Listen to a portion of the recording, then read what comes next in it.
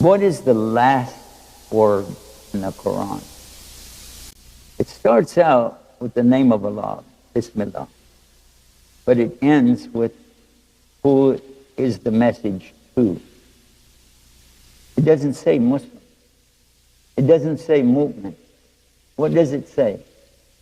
Minul jinnati wan nas.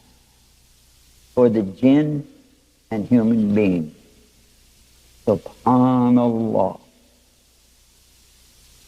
That message in there exposes the real truth of what Islam is supposed to be.